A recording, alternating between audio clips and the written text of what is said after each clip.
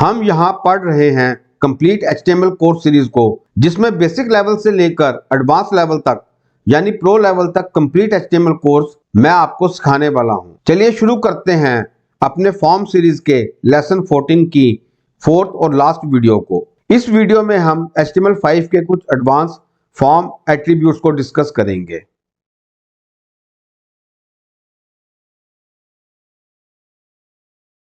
आइए पहले advance form attributes कौन कौन से हैं इन्हें देखते हैं। यह है required, placeholder, auto focus, value, checked, read only, disable, MIN, minimum, MAX, maximum, max length, maximum length, website, URL, uniform resource locator. इन एट्रीब्यूट्स की वर्किंग को समझने के लिए इन एट्रीब्यूट्स को हम फॉर्म में प्रैक्टिकली इंप्लीमेंट करके देखते हैं, जिससे आपको इनकी वर्किंग इजीली समझ में आ जाएगी। हम अपना एक पहले से बना फॉर्म ओपन कर लेते हैं। हेलो फ्रेंड्स, मैं हूं आपका दोस्त टीचर SK और आपका स्वागत है हमारे डिजिटल ऑनलाइन वीडियो क्लासेस के YouTube Hindi channel SIT group CHD पर। अगर आप हमारे चैनल पर नए हैं और पहली बार हमारे चैनल पर आए हैं और अगर आपने हमारे चैनल को अभी तक सब्सक्राइब नहीं किया है तो उसे सब्सक्राइब जरूर करें तथा बेल आइकॉन को भी प्रेस करें ताकि हमारी नई आने वाली वीडियोस की जानकारी आपको जल्दी मिल जाए। आप हमें फेसबुक, इंस्टाग्राम और वेबसाइट पर भी फॉलो कर सकते हैं, जिनके लिंक्स आपको स्क्रीन पर शो हो रहे हैं। फ्रेंड्स, इस वीडियो कोर्स को शुरू करने से पहले हम आपको यह समझाना चाहते हैं कि हमारे सभी वीडियो कोर्सेज प्रोफेशनल हैं, जो कि आपको A to Z course practical knowledge के साथ साथ उस फील्ड में आप अपना कैरियर कैसे बना सकते हैं, इसके बारे में भी हम कंप्लीट गाइडेंस देने की कोशिश करते हैं। इसलिए आप बिना स्किप किए कंप्लीट वीडियो देखें, क्योंकि वीडियो के बीच बीच में हम आपको काफी कुछ एडवांस और न्यू बात बताने वाले हैं। वेब ब्राउज़र पर आपको एक फॉर्म शो हो रहा है जिसका title HTML5 advance form elements है। एड्रेस बार में आपको फाइल का पाथ शो हो रहा है और यहाँ हमने फील्ड सेट टैग का यूज किया है, जिसमें लेजेंड टैग में हमने एडवांस फॉर्म एलिमेंट्स लिखा है। यहाँ name, required, placeholder, auto focus, read only, disable, यह सभी हमारे टेक्स्ट बॉक्स हैं। हमने फॉर्म के सभी एट्रीब्यूट्स को यूज करने के लिए उन्हीं के नाम के टेक्स्ट बॉक्स क्रिएट कर लिए हैं। हम हर टेक्स्ट बॉक्स में अपने पर्टिकुलर नेम के एट्रीब्यूट एलिमेंट को यूज करके देखेंगे। फिर कलर पिकर है, क्वालिफिकेशन में हमारे पास चेक बॉक्स है, जेंडर में हमारे पास रेडियो बटन है, एज में नंबर फील्ड है, range, max length, maximum length में टेक्स्ट बॉक्स है और वेबसाइट में URL, यूनिफॉर्म रिसोर्स लोकेटर, जहां हम वेबसाइट का प्रॉपर नेम फिल कर सकते हैं। फिर सबमिट और रीसेट बटन है। इन्हें यूज करने से पहले हम एक बार अपने इस कंप्लीट फॉर्म की HTML कोडिंग को भी चेक करते हैं। हमने अपने VS कोड एडिटर पर अपने पहले से बने फोल्डर HTML ट्यूटोरियल में एक एडवांस फॉर्म.html नेम से फाइल क्रिएट की। इस फाइल में हमने HTML का बेसिक स्ट्रक्चर बनाने के लिए Shift+! को प्रेस करके HTML का बेसिक स्ट्रक्चर रेडी कर लिया। यहाँ टाइटल ओपनिंग और टाइटल क्लोजिंग के बीच में हमने फाइल को टाइटल देने के लिए HTML5 एडवांस फॉर्म एलिमेंट्स एक टाइटल प्रोवाइड कर दिया। अब बॉडी ओपनिंग टैग के बाद हमने फॉर्म टैग को शुरू किया। फॉर्म में हमने सबसे पहले फील्ड सेट टैग लिया। फील्ड सेट में लेजेंड, ओपनिंग और क्लोजिंग के बीच में advance form element, form border पर एक नेम दे दिया।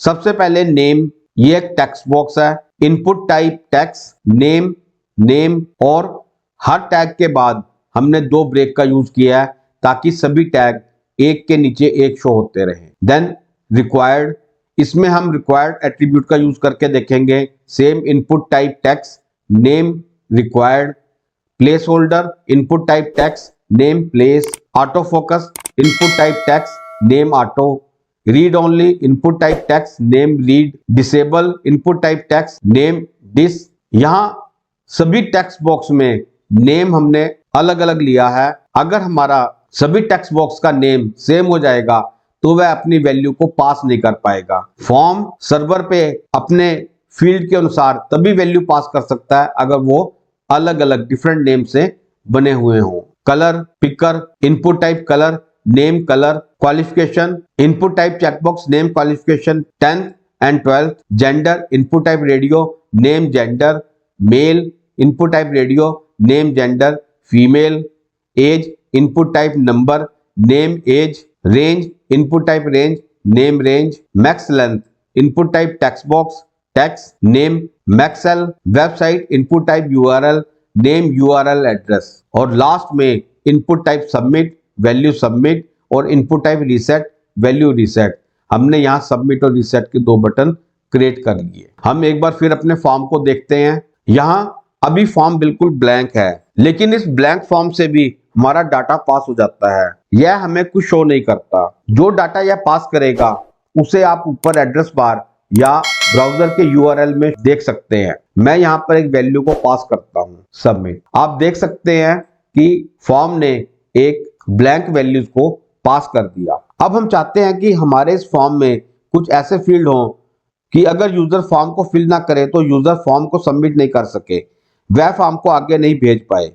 उसके लिए हम अपने फॉर्म में इन HTML5 के एडवांस एट्रीब्यूट्स का यूज करेंगे। जैसे पहला फील्ड नेम या रिक्वायर्ड का है। अगर यूजर नेम को फिल नहीं करता तो वह फॉर्म को सबमिट नहीं कर सकता।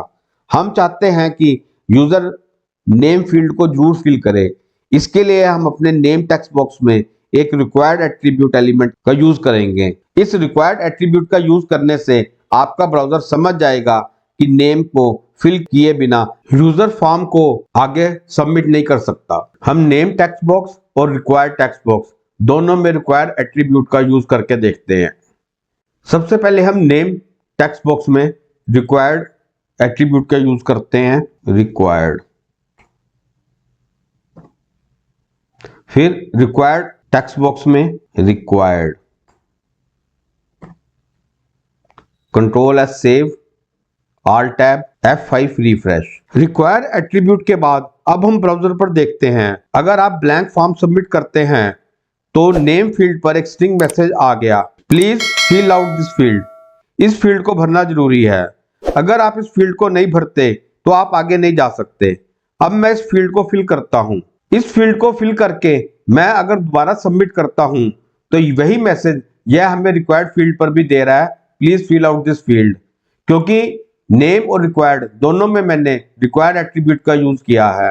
अब मैं इसको भी फिल कर देता हूं। अब आप देख सकते हैं मेरा फॉर्म सबमिट हो गया। अगर मैं चाहता हूं कि मेरा यूजर किसी फील्ड को फिल किए बिना आगे ना जा सके तो मैं वहां रिक्वायर्ड एट्रीब्यूट का यूज कर सकता हूं। फिर हम देखते हैं प्लेस होल्डर को। प्लेस होल्डर क्या होता है? अगर आप चाहते हैं कि किसी टेक्स्ट बॉक्स में यूजर के लिए पहले से लिखा कुछ टेक्स्ट शो हो और जब वह वहां टाइप करे तो वह पहले से लिखा टेक्स्ट हट जाए, तो उसे प्लेस होल्डर में लिख लेते हैं। जैसे यहां मैं प्लेस होल्डर में please enter your name here लिख देता हूं,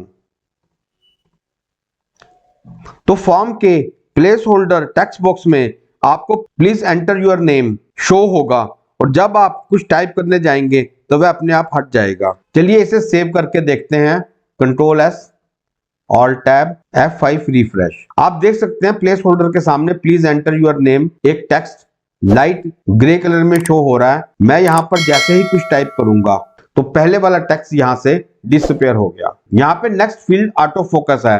अब हम ऑटो फोकस को समझते हैं।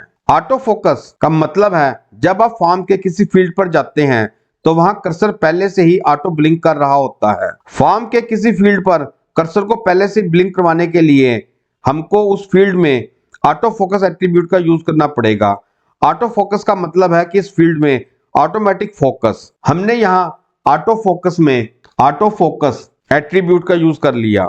इसे ब्राउजर पर जाकर समझते हैं, control S, save, all tab, F5 refresh. आप देख सकते हैं जैसे ही हमने ब्राउजर को रिफ्रेश किया यहाँ पे कर्सर ब्लिंक कर रहा है।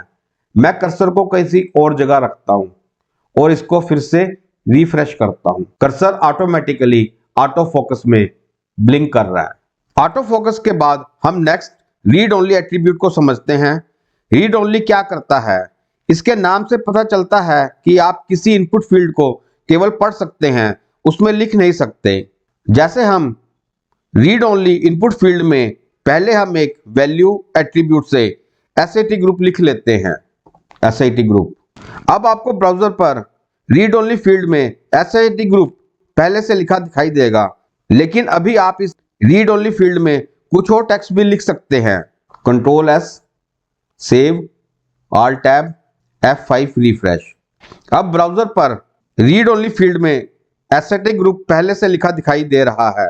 यह रीड ओनली फील्ड में वैल्यू एट्रीब्यूट के करके शो हो रहा है, लेकिन अभी आप इस रीड ओनली फील्ड में कुछ और टेक्स्ट भी लिख सकते हैं।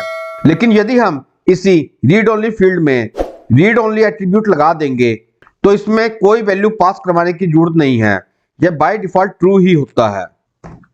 Read only, control S save, alt tab, F5 refresh. अब रीड ओनली फील्ड को ब्राउजर पर देखते हैं। आप यहां कुछ भी नहीं लिख पा रहे। सिट ग्रुप टेक्स्ट फिक्स है क्योंकि आपका कर्सर रीड ओनली फील्ड में जा ही नहीं रहा। आप इसे केवल रीड कर सकते हैं, राइट नहीं कर सकते। जब आप इसे सबमिट करेंगे तो यह फिक्स्ड वैल्यू को ही URL बार पर पास करेगा। अब नेक्स्ट एट्रीब्यूट डिसेबल है। इसमें आप फील्ड में फील्ड टेक्स्ट को रीड तो कर सकते हैं, लेकिन यह फील्ड डिसेबल रहता है। डिसेबल का मतलब है कि इस फील्ड में से कोई डाटा कहीं भी पास नहीं होगा, जबकि रीड ओनली में डाटा पास होता था और URL पर शो होता है। लेकिन डिसेबल में डाटा पास भी नहीं होगा क्योंकि फील्ड डिसेबल है। Disable, control S save, alt tab, F5 refresh. आप देख सकते हैं कि यहां पर फॉर्म में डिसेबल फील्ड डिसेबल हो गया। मैं इसे सबमिट करके आपको दिखाता हूं। आप देख सकते हैं यहां पर डिसेबल फील्ड का कोई डाटा URL पर शो नहीं हो रहा। तो रीड ओनली और डिसेबल में मेन डिफरेंस है कि इन दोनों एट्रीब्यूट्स में आप फील्ड वैल्यू को पढ़ तो सकते हैं, लेकिन रीड ओनली में डाटा पास होगा, जबकि डिसेबल में डाटा भी पास नहीं होगा। इसके बाद हम वैल्यू एट्रीब्यूट को समझते हैं। वैल्यू एट्रीब्यूट को हम कलर के साथ यूज करेंगे। यह किसी भी इनपुट फील्ड की कुछ डिफॉल्ट वैल्यूज लेकर रखता है। यहां हम कलर में वैल्यू एट्रीब्यूट में एक डिफॉल्ट वैल्यू येलो कलर की फिल कर देते हैं। Value #FC_FF00। यह येलो कलर की वैल्यू है। Control S save, alt tab. अभी आप ब्राउजर पर देख सकते हैं कि डिफॉल्ट कलर ब्लैक है, लेकिन जैसे ही हम ब्राउजर को रिफ्रेश करेंगे कलर वैल्यू येलो कलर में चेंज हो जाएगी। यह कलर वैल्यू येलो कलर में चेंज हो गई। अगर आप कलर बॉक्स में कोई डिफॉल्ट कलर रखना चाहते हैं तो आप वैल्यू एट्रीब्यूट के साथ उस कलर की वैल्यू को फिल कर दें और वह कलर बॉक्स में डिफॉल्ट आ जाएगा। हमारा अगला एट्रीब्यूट चेक्ड है। चेक्ड का मतलब है फील्ड डिफॉल्ट चेक हो। चेक कहाँ यूज हो सकता है? चेक बॉक्स और रेडियो बटन में। हम चाहते हैं कि हमारा यूजर जब भी फॉर्म पर आए तो वहां कुछ वैल्यू डिफॉल्ट पहले से ही चेक्ड हो, यूजर को कुछ भी चेक ना करना पड़े। यहां हमने क्वालिफिकेशन में 10th को चेक कर दिया और जेंडर में मेल को चेक कर दिया। इसे हम सेव करके ब्राउजर पर इसकी आउटपुट चेक करते हैं। Control S save, alt tab, F5 refresh.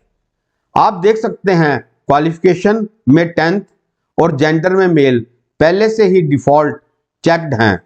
आप इसे क्लिक करके अनचेक भी कर सकते हैं। इसी प्रकार फीमेल या 12th आप किसी को भी चेक और अनचेक कर सकते हैं। Uncheck, check, male female, male female, 12th। यह check attribute by default show होगा, लेकिन यह कभी भी फिक्स नहीं होता है। अब हम लोग देखते हैं फॉर्म के दो एट्रीब्यूट मिन और मैक्स को, मतलब मिनिमम और मैक्सिमम को। इनका यूज हम या तो नंबर के लिए करते हैं या रेंज के लिए करते हैं।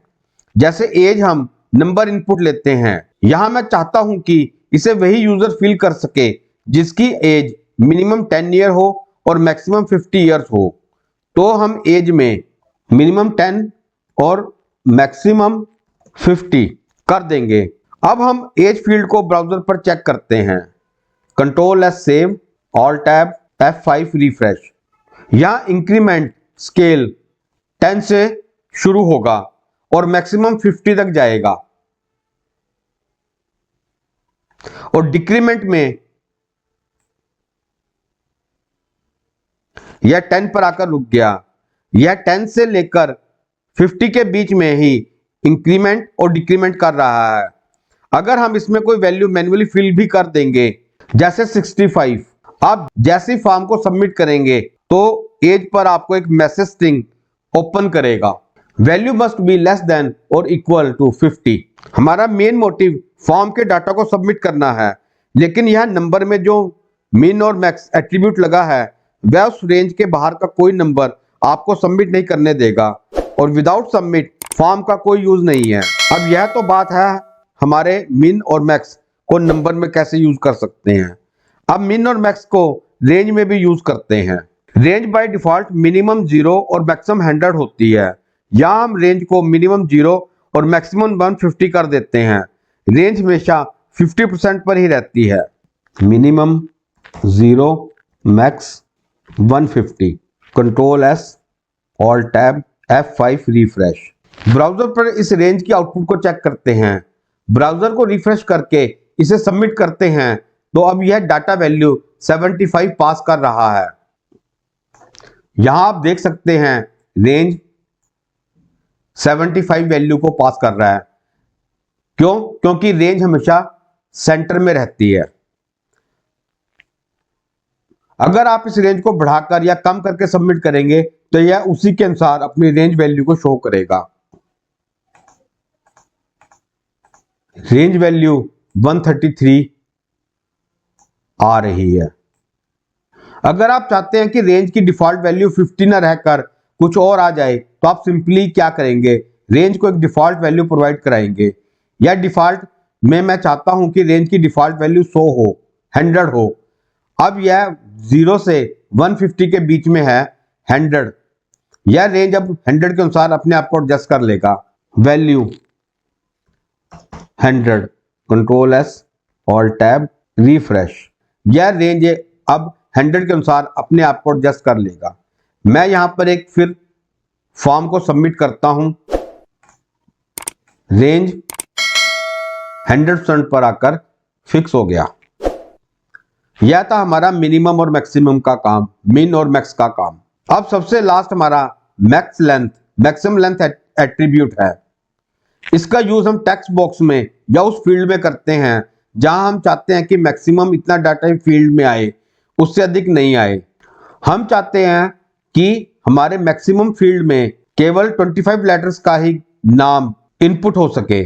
हम मैक्स लेंथ फील्ड में मैक्सिमम लेंथ 25 यूज करेंगे। Maximum length 25। यहां केवल 25 कैरेक्टर को ही नेम फील्ड में रखेगा। यहां स्पेस भी एक कैरेक्टर कंसीडर किया जाता है। Control S, alt tab F5 refresh. आप मैक्स लेंथ फील्ड में विद स्पेस मैक्सिमम अब 25 कैरेक्टर ही फिल कर सकते हैं, जैसे पुष्पिंदर युवराज सिंह राणा। पुष्पिंदर स्पेस युवराज स्पेस सिंह स्पेस। इसने स्पेस के साथ केवल राणा के आर को शो किया। कंप्लीट राणा को यह इनपुट नहीं लेगा क्योंकि आर पर 25 कैरेक्टर्स कंप्लीट हो गए।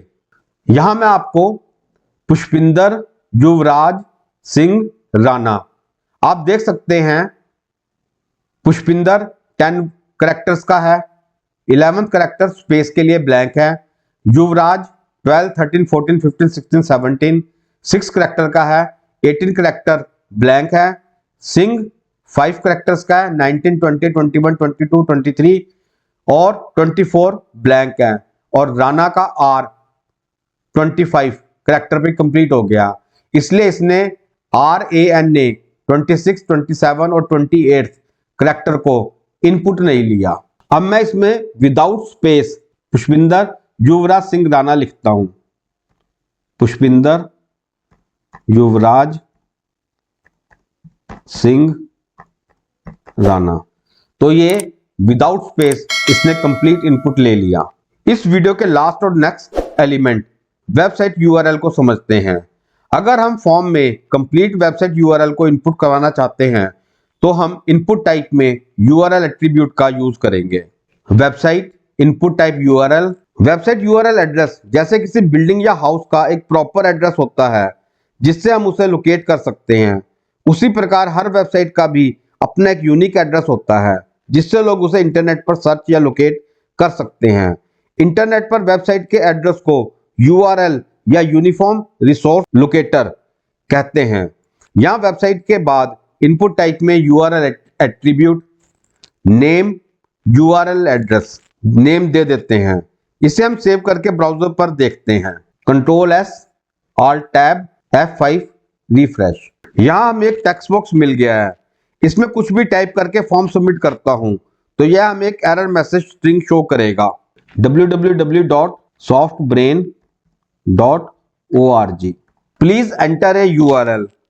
अब यहाँ आप अपने वेबसाइट का complete name proper URL address के साथ अगर फिल नहीं करेंगे तो यह सबमिट नहीं होगा और आपको यह एरर मैसेज दिखाएगा http://www.softbrain.org सबमिट। आप देख सकते हैं हमारा यूआरएल में वैल्यू पास हो गई www.softbrain.org। फ्रेंड्स, हमने HTML5 एडवांस फॉर्म एलिमेंट्स और उसके सभी एट्रीब्यूट्स आपको बहुत ही प्रॉपर वे में प्रैक्टिकली करवा दिए हैं और मैं उम्मीद करता हूं कि आपको प्रॉपर्ली समझ आ गए होंगे। यह हमारा फॉर्म का 4th और लास्ट वीडियो यहीं पर कंप्लीट है। फ्रेंड्स, मेरी आपको यह एडवाइस है कि फॉर्म को कंप्लीट प्रॉपर्ली समझने के लिए आप हमारी यह फॉर्म टैग की video series part 1 two part 4 बिना मिस किए कंप्लीट देखें। इस वीडियो कोर्स के हिंदी और इंग्लिश नोट्स के लिए तथा अपने आप को सर्टिफाइड प्रोफेशनल बनाने के लिए आप हमारे वैलिड IISO सर्टिफाइड सर्टिफिकेशन के लिए हमारी वेबसाइट पर भी विजिट कर सकते हैं। गाइस, हमने यह वीडियो लेसन आपको बहुत ही प्रॉपर वे में करवा दिया है और मैं उम्मीद करता हूं कि यह आपको प्रॉपर्ली समझ आ गया होगा। यह वीडियो यहीं पर कंप्लीट है। आपको हमारा यह वीडियो कैसा लगा हमें कमेंट बॉक्स में कमेंट करके जरूर बताएं। अगर आप हमारे चैनल पर नए हैं और पहली बार हमारे चैनल पर आए हैं और अगर आपने हमारे चैनल को अभी तक सब्सक्राइब नहीं किया तो उसे सब्सक्राइब जरूर करें तथा बेल आइकॉन को भी प्रेस करें ताकि हमारी नई आने वाली वीडियो की जानकारी आपको तुरंत मिल जाए। आप हमें फेसबुक, इंस्टाग्राम और वेबसाइट पर भी फॉलो कर सकते हैं जिनके लिंक्स आपको स्क्रीन पर शो हो रहे हैं। थैंक्स, मिलते हैं नेक्स्ट एक न्यू वीडियो क्लास में।